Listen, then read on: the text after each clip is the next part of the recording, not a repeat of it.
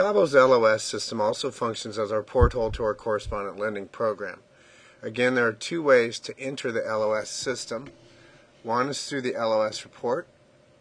Here you have two separate ways of dealing with clients. If you have an existing client that you'd like to start a new loan for, you can click on Start New Loan for existing CABO client, or you can start a new client here. That's through the LOS report. If you're using a third-party system for originating, like Encompass or Point, you can import your LOS client here as a Fannie 3.2 file, and then import your file and then start off with that. Let's go into an LOS file here and talk a little bit about how this borrower's folder functions with regards to correspondent lending. Now, our underwriters work paperless files, so borrower's worksheet on down through the government monitoring purposes and good faith, truth in lending, and transmittal summary are basically irrelevant to the correspondent underwriters. Your underwriting team and the underwriting functions of the LOS system are going to mainly start between underwriting and ordering docs. To start, if you've imported your client through Import LOS, once you've gotten the borrower's folder imported, you would go to that Loans tab in the third column, first row. Again, naming your loan, selecting the program type, status and purpose, and selecting your lender. At that point, you would hit Save.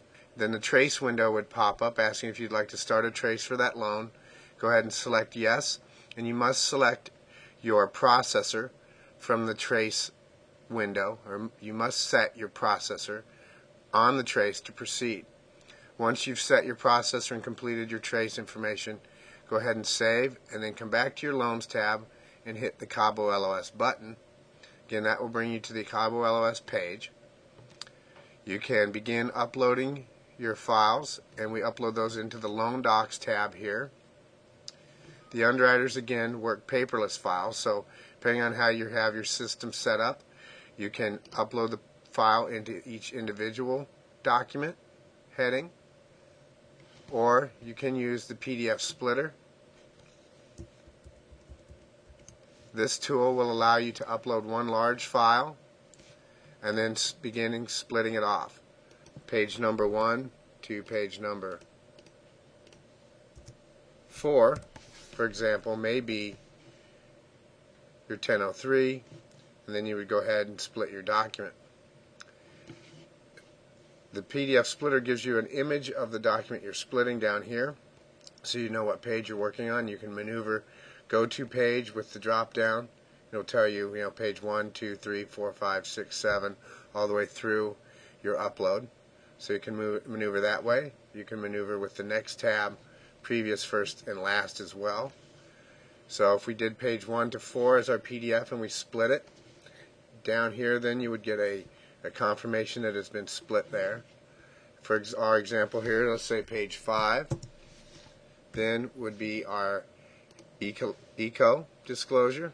So we would come down and split that off to our eco and select split. Once you have everything uploaded, you can exit out of the splitter. You'll come back to your Loan Docs screen.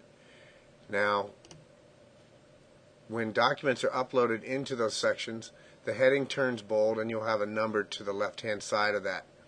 To refresh this screen and get it to show or reflect the documents that you uploaded, you would need to click on the Loan Docs tab again, and that would refresh it. Once you have your items uploaded to submission, you would click on your underwriting sheet,